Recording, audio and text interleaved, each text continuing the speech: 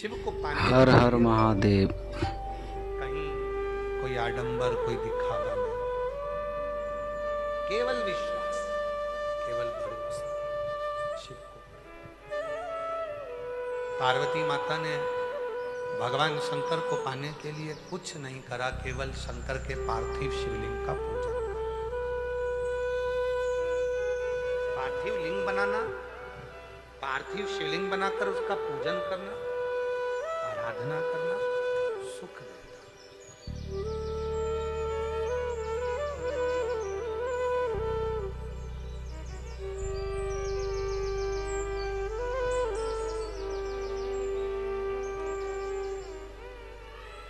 जैसे शिव जी का एक नाम है ब्रह्मेश्वर महादेव।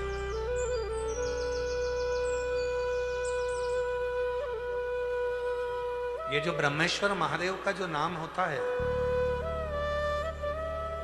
कई लोग कहते हैं हमारा बच्चा डिप्रेशन में पहुंच गया, हमारी पत्नी डिप्रेशन में है, हमारा पति डिप्रेशन में है, नींद की गोली खाना पड़ रही है, सुस्त सुस्त रहते हो, डिप्रेशन में चल रहे हो, टेंशन दिन रात दिमाग में चलता रहता है। तो चिंता को मिटाया कैसे जाए?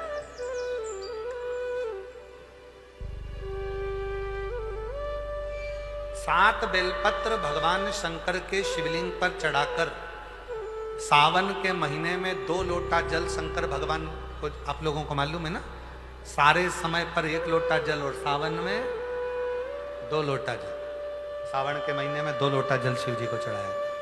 और अगर चिंता ज़्यादा है, टेंशन ज़्यादा है, डिप्रेशन चल रहा है, गोलियों पर गोलियां खाना पड़ रही है, बीपी की गोलियां बार बार खाना पड़ रही है, तो ब्रह्मेश्वर महादेव का नाम लेकर शिव पर 7 बेलपत्र चढ़ाकर, और अगर 7 ना हो तो 5, 5 ना हो तो 3 बेलपत्र शिव को चढ़ाकर दोनों हाथों के लोटे का जल धीरे धीरे शिव जी पर चढ़ाएं, और उसी में से थोड़ा सा जल लेकर जो बहुत टेंशन में हो, डिप्रेशन में हो, चिंता में हो, उसको उस जल का आचमन कराना प्रारंभ करो।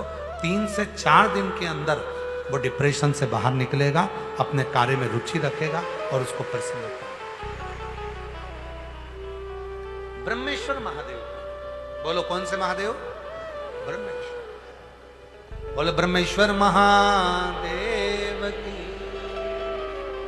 पार्थिव शिवलिंग के निर्माण को माता पार्वती जी ने किया और उसका फल मां जगत जननी जगदम्बा अम्बा को प्राप्त हुआ। पार्थिव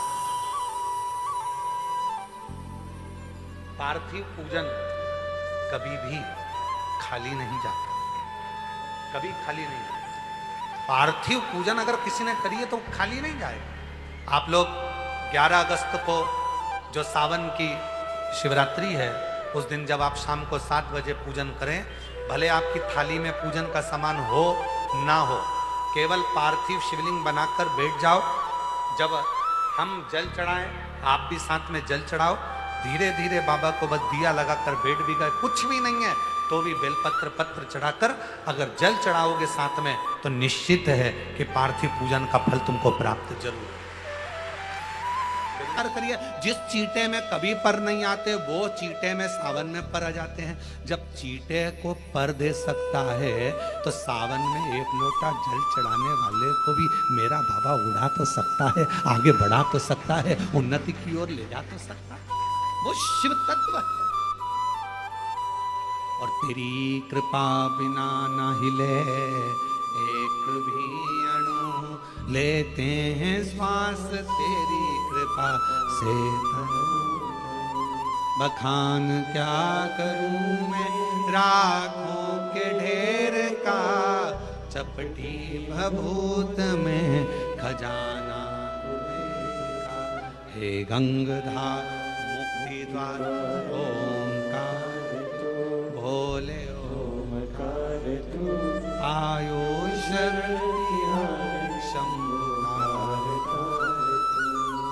भगवान शिव।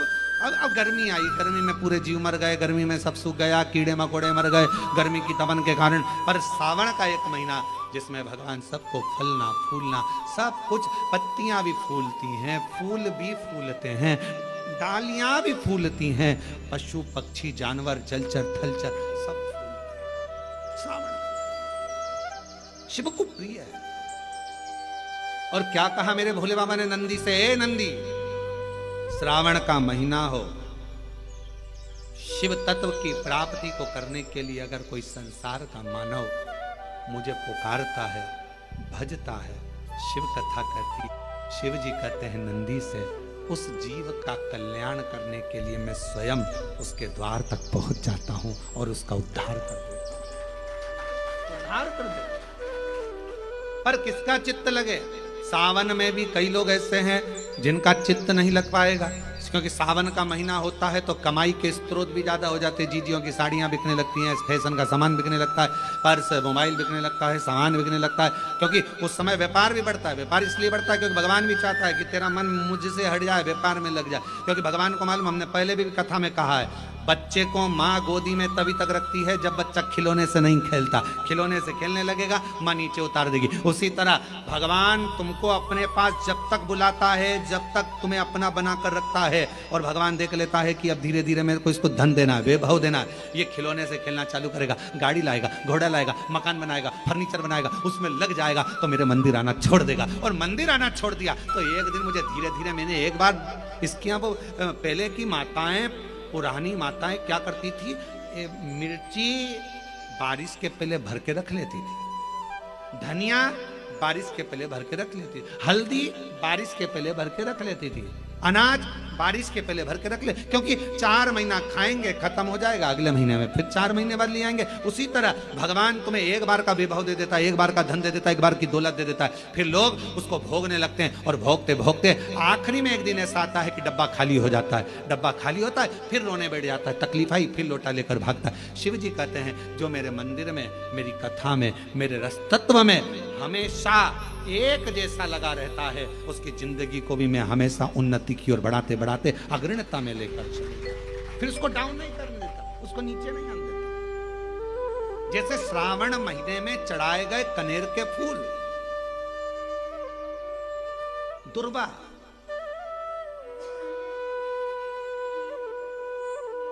और हम सबसे कहेंगे, मान लो यदि कोई विशेष कोर्ट का केस चल रहा हो, कोई कोर्ट में कोई बातें चल रही हो, अदालत आदि में कोई कार्रवाई चल रही हो, कोई फाइल प्रशासनिक अधिकारियों के पास फंस गई हो और कुछ ना कुछ उसमें अपने को लगता है कि तकलीफ का प्रसंग है, तो हम कहेंगे शिव की आराधना करो, सत्यता पर जियो, और साथ में 5 दुर्वा, 1 कनेर का फूल पीला, 1 पीला कनेर, 5 दुर्वा, 5 बेलपत्र लेकर शिव जी के मंदिर में जाकर शिवलिंग पर समर्पित कर 2 लोटा जल सावन के महीने में उसी पर बेलपत्र कनेर के फूल पर चढ़ाइए।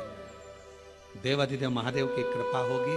ज्यादा से ज्यादा 6 महीना 7 महीना, इससे ज्यादा निर्णय आप ही के पक्ष में। हम शंकर जी को जल कहां बैठ के चढ़ाते हैं?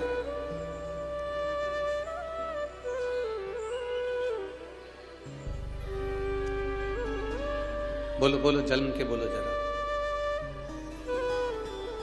वैसे तो जो शिवलिंग होता है उस शिवलिंग के आसपास कहीं पर भी बैठ जाओ जहां से जल बहता है, बस उस स्थान को छोड़कर। पर विशेष जल चढ़ाने का स्थान कहां से बताया गया? उत्तर की ओर मुख कर। हमें दक्षिण में बैठना है, उत्तर में मुख करना। उत्तर की ओर भगवान शंकर की जलाधारी, जलाधारी से मतलब है जो शिव जी का चढ़ा हुआ पानी जो बहता है वो उत्तर की ओर जाता है। तो हम कहां बैठते हैं? बोलो बोलो जम के, दक्षिण की। मान लो शिव जी का पानी इधर जा रहा है तो तुम्हें इधर बैठना है, शिव जी का पानी इधर जा रहा है तो तुम्हें इधर बैठना है। वैसे तो शंकर के शिवलिंग के आसपास कहीं पर भी बैठकर पूजन कर सकते हो, पर विशेष कोई कामना होती है, विशेष कोई मनोकामना है, और आपका दुख जब कटता नहीं है, आप हार जाते हो, तब उस समय पर दक्षिण में बैठकर जहां उत्तर की ओर मुख कर कर भगवान देवादिदेव महादेव को जल समर्पित किया।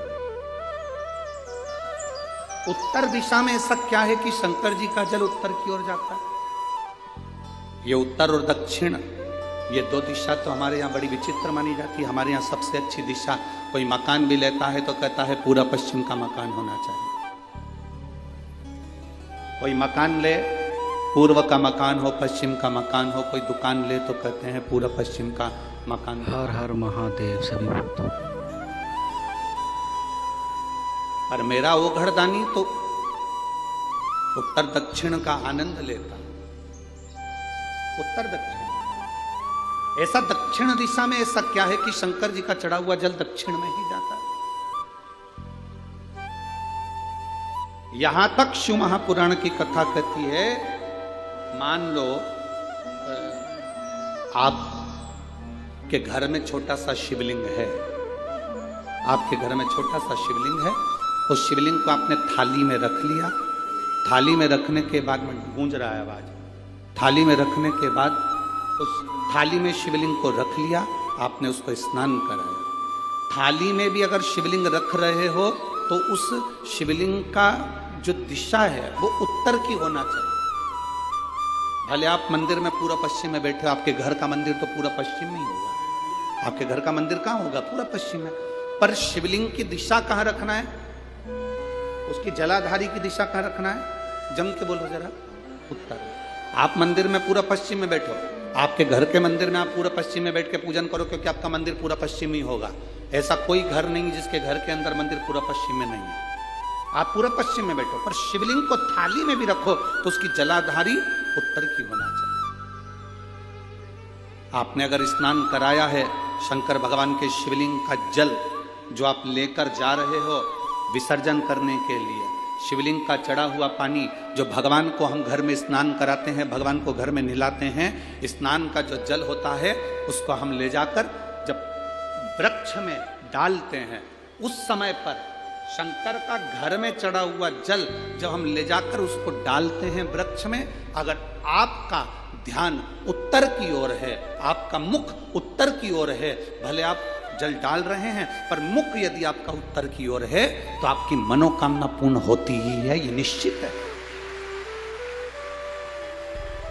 शिव जी का चढ़ा हुआ जल भले हमने अपने घर में स्नान कराया, भले हमने अपने घर में नहलाया, शिवलिंग को अपने घर में स्नान कराया, पर उसका जो जल नहलाने के बाद सब भगवान जब नहा लिए, अपने शिव जी को नहला लिया, वो जल रखा है, पूजन अर्चना सब हो गई, बाद में आप पूजन पे से उठे, उस जल को लेकर गए, आपने जो विसर्जन किया उस जल को आपने पेड़ पौधे में डाला, वो जल उत्तर, भले आपका वृक्ष कहीं पर भी हो पर आपका मुख उत्तर का है, और आप उस जल को, शंकर के चढ़े हुए जल को आप पेड़ पौधे में डाल रहे हैं, मतलब आपकी राहें खुल जाएगी और मंजिल तक आप पहुंचोगे जरूर, ये निश्चित, ये निश्चित था।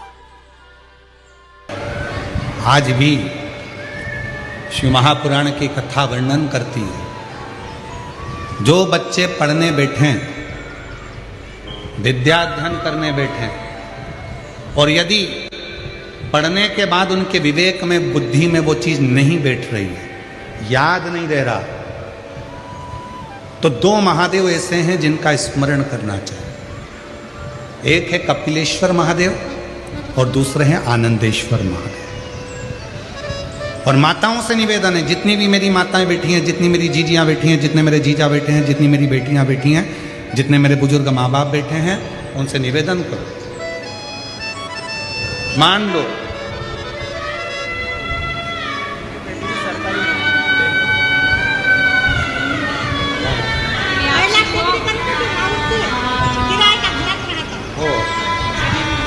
अब हो गया, खुद का बन गया,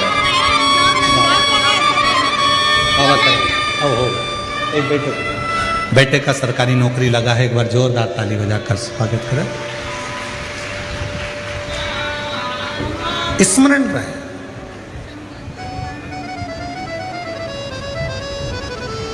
स्मरण, प्रत्येक माता को स्मरण में रहना चाहिए। आप बच्चे से कहती हो पढ़ पढ़ पढ़ पढ़, पढ़ता नहीं।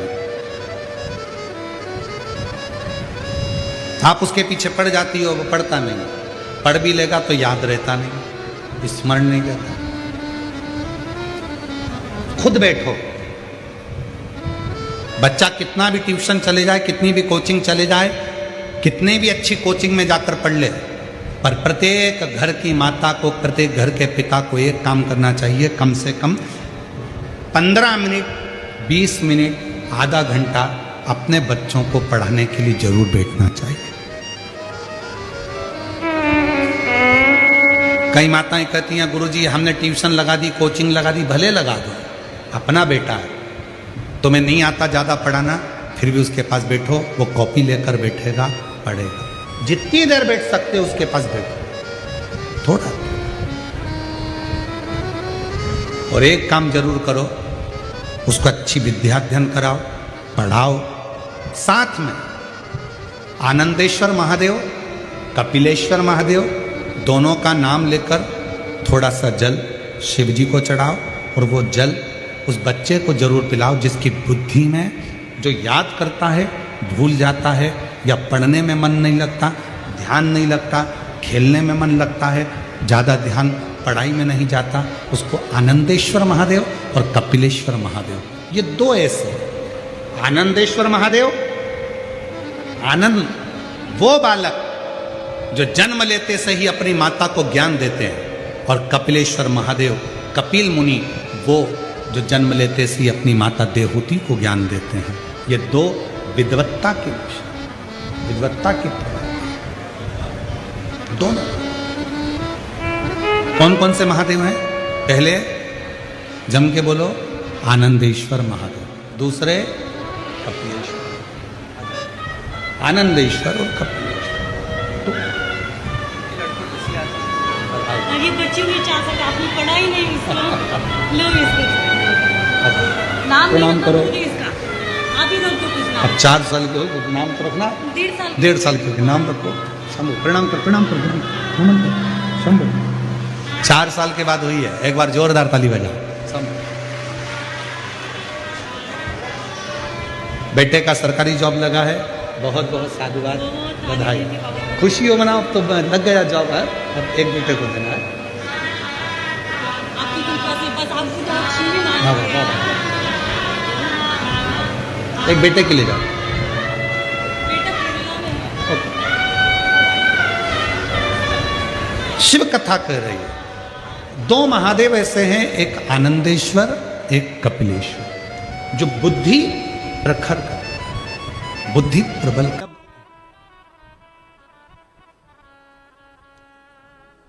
सारी दुनिया की ठोकर खा लो, सारी दुनिया के हाथ जोड़ लो, सारी दुनिया से निवेदन कर लो, और उसके बाद भी तुम्हारी दुख की घड़ी समाप्त नहीं हो। अब प्रयास करना, तुम्हारे घर में कोई गमला हो, कोई पौधा लगा हो, जो भी पौधा लगा, हम ये नहीं कहेंगे कि वो गुलाब का है, कि गेंदा का है, कि शमी का है, कि बेलपत्री का है। जो पौधा तुम्हारे घर में लगा, जो पौधा, एक प्रयास करना। अभी सावन चालू हुआ है, अगर तुम्हें लगता है कि मेरी दुख का समय समाप्त नहीं हो रहा, मेरी दुख की घड़ी समाप्त नहीं हो रही, तो घर में रहने वाले जितने लोग आस्था चैनल पर कथा सुन रहे हैं, जितने फेसबुक यूट्यूब पर कथा सुन रहे हैं, और जितने पुष्कर राज की इस पावन धरा पर बैठकर कथा सुन रहे हैं, उनसे निवेदन करेंगे, श्रावण 2 सावन अब की बार हैं, एक अधिक मास का भी पड़ेगा और एक श्रावण ये पड़ेगा।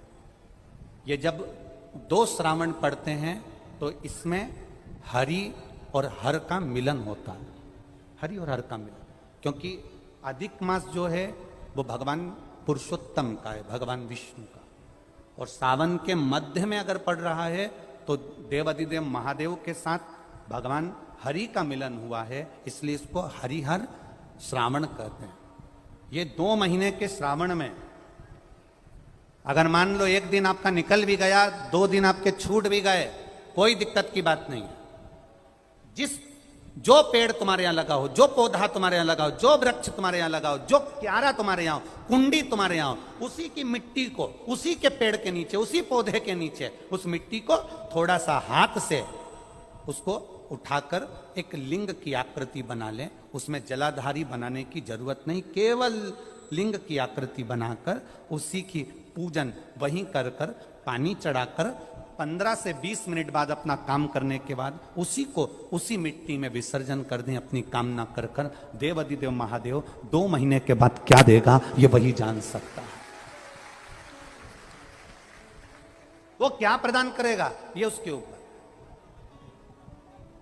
देख लिया हमने, बहुत बहुत प्रयास कर कर देख लिया, सारी दुनिया का हमने प्रयोग कर कर देख लिया। इनसे भी पूछा, उन्होंने कहा वाशरूम इधर बना दो, वास्तु शास्त्री ने कहा ये बना दो, ज्योतिषाचार्य ने कहा ये बना दो, उन्होंने कहा ये बना दो, उन्होंने कहा वो बना दो। हमने दुनिया का काम कर कर देख लिया, हाथों की अंगूठियां बदल कर देख ली, नग आभूषण बदल कर देख लिए, सोने की दिशा बदल कर देख ली, सीढ़ियों की दिशा बदल कर देख ली। अब जब सारी दिशा बदल कर देख ली, सारा काम कर कर देख लिया, उसके बाद भी अगर हमारी ग्रह दशा नहीं सुधरे, हमने सबके दरवाजे जाकर देख लिया, देवी देवता उनके भी धोख धोख के देख लिया, पर जब भी अगर हमारी दशा ना सुधरे तो फिर कहीं मत जाना, महादेव के चरणों में जाकर बस उसकी आराधना में लग जाना, फिर वो संभाल ले।